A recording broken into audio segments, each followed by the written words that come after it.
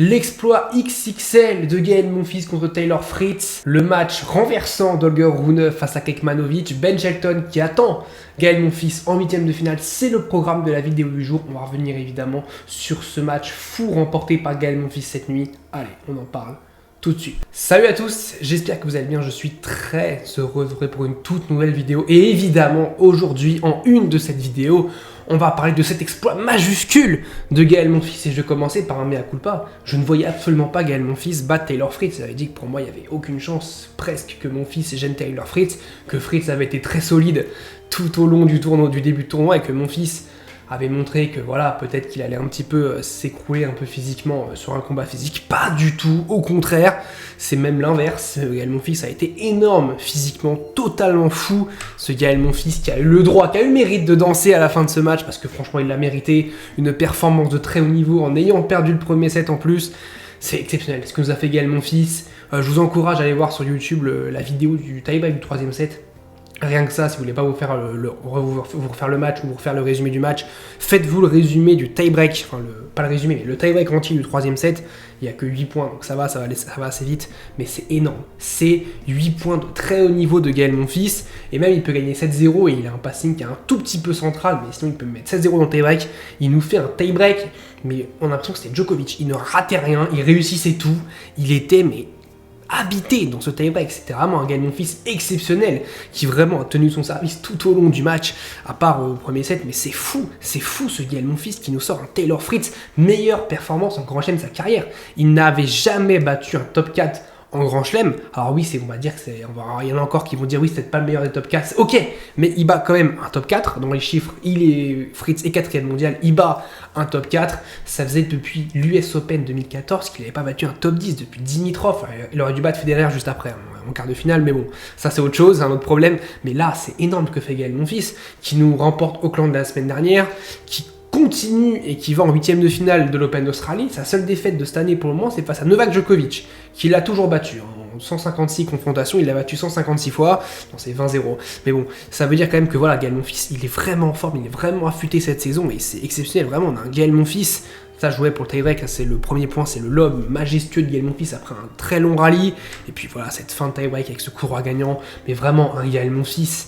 Qu'est-ce qu'on l'aime quand il est comme ça, Gaël Monfils, c'est fou parce que franchement, waouh, Gaël Monfils énorme, qui aurait pu tomber dans le piège Giovanni Mpetshi Pericard. On a eu pourtant des balles de match dans le troisième set, qui réussit à s'en sortir en 5-7, qui aurait pu tomber dans le piège Altmaier, qui a servi pour le set dans le premier set, et il remporte le match en 3-7. Et là, c'est encore un step, voire deux au-dessus. C'est Taylor Fritz qui a été énorme la saison dernière, qui a fait une saison dernière qui a été exceptionnelle. Il va aussi devoir digérer sa saison dernière, ce qui va pas être évident. Mais là, ouais, ce que nous fait Gaël Monfils, c'est prodigieux, et ce qui est encore plus prodigieux, c'est que Svitolina derrière fait la même chose, que Gaël Monfils, c'est la même chose que son mari juste après. Elle perd le premier set contre Paolini, qui est le numéro 4 mondial, et elle remporte le match sur un 6-0 en plus dans le troisième set, pardon. Mais là, vraiment, Monfils, ça aussi, c'est ce revers gagnant long de ligne. Vraiment, il y a été, il a pas eu peur d'y aller, il a vraiment pas eu peur, il a été plus solide que Taylor Fritz. Et je suis impressionné par Gaël Monfils, qui a 38 ans. Si on regarde les huitièmes de finalistes, on enlève Novak Djokovic. Mais enfin, déjà c'est le plus vieux, même avec Novak Djokovic, mais on enlève Djokovic et Monfils, sur les 16, il y en a 14 qui ont moins de 30 ans, et il y a Monfils qui a 38 ans et Djokovic qui a 37 ans. Le reste, on a des Lennart Tien qui est ultra jeune, qui a même pas 20 ans, on a évidemment Alcaraz, on a Sinner, on a Holger Rune, mais voilà, on n'a pas de joueurs de la trentaine. On a Sonego qui a 29 ans, c'est le plus vieux si on compte pas Monfils et Djokovic, mais Djokovic et Monfils, c'est quasiment des quarantenaires bientôt, et ils sont là avec les petits jeunes en huitième de finale, et je pense qu'on se rend pas compte que Monfils est dans cette catégorie-là. Alors qu'on dit oui, Djokovic, c'est normal qu'ils sont en huitième de finale, mais Monfils, personne ne le voyait en huitième de finale au début du tournoi. Ce qu'il nous fait, c'est phénoménal. Ce que nous fait Gaël Monfils, c'est phénoménal. Et vraiment, il faut s'en rendre compte, il faut applaudir quand on a un Français qui nous fait ça. Voilà, comme j'ai dit, c'est un peu maintenant, alors il s'appelle Gaël Monfils, mais c'est un peu le papa du tennis français, et il le prouve encore une fois, c'est lui qui va le plus loin. Alors on a aussi Hugo Humbert qui est aussi en huitième de finale, mais c'est lui qui continue de faire des exploits, d'être exceptionnel. Et vraiment, chapeau Gaël Monfils pour ça, qui continue à faire fermer des bouches et qui continue à rayonner le tennis français dans le monde. Et ça, c'est vraiment exceptionnel, bravo Gaël Monfils pour ça. Le prochain match sera en plus un match popcorn, puisque ce sera face à Ben Shelton et non pas Lorenzo Musetti. Je suis déçu de Lorenzo Musetti, je vais en parler un petit peu après. Ben Shelton qui s'en sort victoire en 4 manches face à Lorenzo Musetti. Vraiment, Ben Shelton qui, voilà, poursuit sa route, mine de rien. Il a eu du mal face à Nakashima, du mal face à Carreño Busta. C'était pas évident face à Musetti non plus, mais il continue, il est en 8ème de finale. Donc évidemment, pour mon fils et pour Shelton, une grande opportunité d'aller en quart de finale, voire même d'aller en demi-finale, puisque l'autre 8ème de finale, c'est Sonego contre Lernartien. Donc il y a vraiment une possibilité d'aller en quart de finale, voire en demi, sachant que Shelton l'a déjà fait et mon fils l'a déjà fait, ce que Sonego et Lernartien, évidemment, n'ont pas fait. Mais ce que je veux dire, c'est que voilà, Shelton et mon fils, c'est en plus, on les connaît, les deux, c'est des showman. Je pense que ces deux joueurs qui s'apprécient, ça va être sympa. Le gaucher Shelton face au droitier Gaël Monfils, vraiment ce côté, voilà, showman qu'ils ont les deux, vraiment ce côté popcorn. Et je pense qu'on peut avoir un super match. Pour revenir sur Lorenzo Musetti un peu rapidement, je suis déçu parce que le match de Musetti, pour moi, c'est un peu le résumé de sa carrière pour le moment. Ça veut dire qu'on a des attentes. On se dit que ouais, il est devant Shelton. Je parle notamment dans le deuxième set où vraiment il est bien devant Shelton. Troisième set, il doit le gagner. Il le perd. Et puis il perd 5 jeux de suite. Il se retrouve de 4 partout à 0. 4 partout, troisième set à 0-3 dans le quatrième. Donc quand tu démarres comme ça, en plus un quatrième set, derrière il revient, mais c'est trop tard. Et puis tie-break, Shelton a été plus incisif que lui, que Musetti qui avait plus de fautes.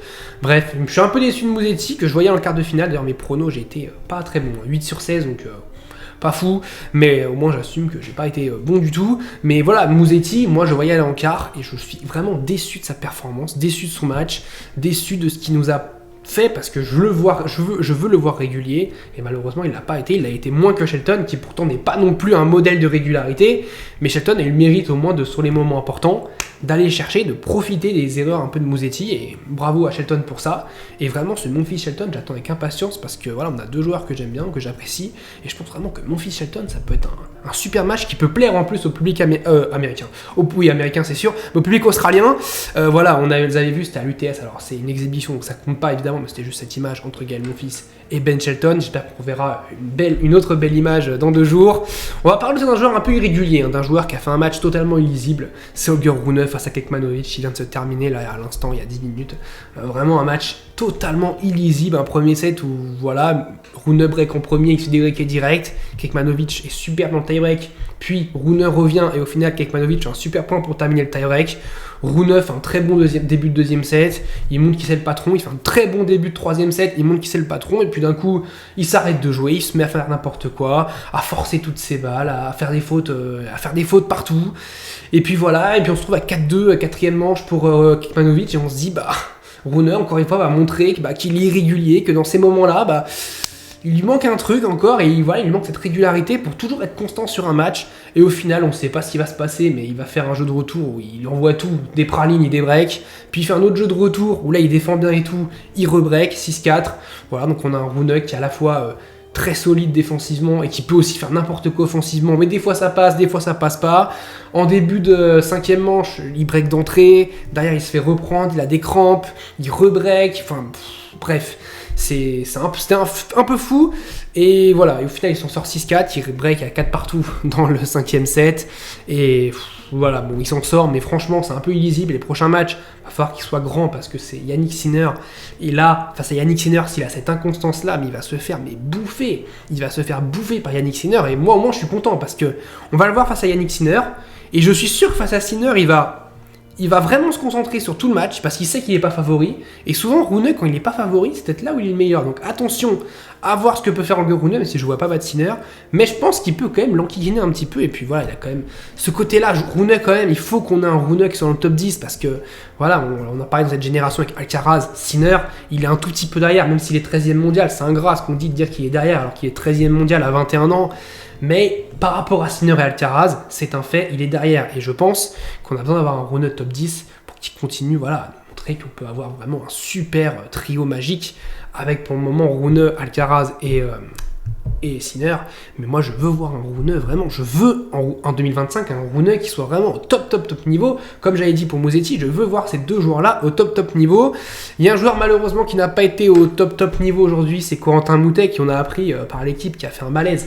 Il a dit après à l'équipe qu'il a fait un malaise 45 minutes avant le match, donc ça explique sans doute son match où c'était vraiment un peu fouillis face à un Lennartien qui a profité de cet état de Corentin Moutet qui se faufile en huitième de finale, c'est mérité pour le jeune américain qui avait fait un match exceptionnel contre Medvedev, qui avait profité aussi d'un Medvedev qui tactiquement n'avait pas été très intelligent.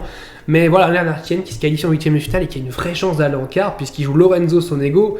Et vraiment, c'est dommage pour Moutet qui avait vraiment une grosse chance d'aller en quart de finale. Quand je dis une chance d'aller en quart de finale, c'est dans le sens où je pense pas qu'il aura un tableau plus abordable plus tard dans sa carrière pour aller en quart de finale. Ça veut dire que je pense pas qu'il va avoir un jour encore un qualifié au troisième tour, même si c'est un excellent qualifié, et puis un Sonego en huitième de finale. Je pense que il avait vraiment une vraie chance d'aller loin, et je suis un peu déçu, mais bon, son malaise explique aussi un peu tout ça, donc on peut pas vraiment dire de mauvaises choses sur Corentin Moutet, malheureusement. C'est dommage, mais c'est comme ça, il nous restera 2 Français, Humbert et Monfils, et on va essayer de voir ce qu'ils vont faire. Justement, on va en parler d'Hugo Humbert parce qu'on regarde le programme maintenant de demain. Et on commence avec un Sabalenka Mira Andreeva 11h30 heure locale. Vraiment un match vraiment qui peut être fou parce qu'on a une Mira Andreeva très jeune qui veut faire chuter la championne. Sabalenka, la double championne en titre qui joue pour un triplé historique à l'Open d'Australie. Et est-ce que c'est son vrai premier test? Qu'est-ce qu'Andreeva peut faire? Alors je vois pas Sabalenka perdre, mais on sait jamais. C'est pas impossible et si Sabalenka perd d'ailleurs, elle perdra et son titre et la première place mondiale. C'est aussi à signaler. Coco Gauff, Bencic qui a profité aussi de l'abandon de Osaka, même si elle avait remporté le premier set.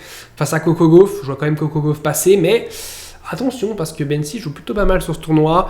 Ensuite on a Draper Alcaraz, comme j'ai dit, si on avait eu un Draper à 100% physiquement, il aurait pu pour moi gêner Alcaraz, mais là je pense que Draper physiquement il a épuisé, il est sur la réserve, là je pense qu'il a épuisé tout son carburant. Il nous fait 15-7 en 15 matchs, 15-7 en 3 matchs, il nous fait 3 matchs en 5-7, là où Alcaraz perd qu'un seul set face à Nuno Borges. Et ouais, je vois plus Alcaraz passer, notamment en physique. Je pense que s'il s'accroche la première manche et qu'il la prend direct, Draper il va pas tenir, il va craquer. Djokovic, Lehečka, encore un très bon test pour Novak Djokovic. À voir si Lehečka nous fait le même match que Marac. J'espère pas parce que sinon ça fera encore 3-7 secs pour Novak Djokovic. On a du Badoza, Dajinovic qui avait vraiment été très très forte face à Pegula, qui a sorti Pegula, donc attention pour Paola Badoza. Fokina qui va encore faire une remontada ou pas contre Tommy Paul, je ne pense pas, je pense que Tommy Paul va remporter ce match. Vekic, Pavlyuchenkova, je vois Vekic remporter ce match. Puis Humbert Zverev. J'aimerais bien dire qu'Humbert va gagner le match, mais bon, ce ne serait pas raisonnable. Et je vois évidemment Alexander Zverev remporter le match. Malheureusement, je vois pas Humbert gêner Zverev. Ça me fait de la peine de dire ça, mais je vois pas Humbert gêner Zverev. Dites-moi vous quel match vous cochez. Moi, je pense vraiment que le Draper Alcaraz et le Djokovic Lehečka, c'est les matchs les plus intéressants qu'on a. Le Sabalenka Andreeva aussi. Franchement, les matchs là, à la Rod Laver Arena, pour le coup, ils sont vraiment bien. On se retrouve très très vite. N'hésitez pas à vous abonner, à liker, à commenter, c'est gratuit. Moi, ça me fait un petit cadeau. Je vous dis salut à tous. Portez-vous bien.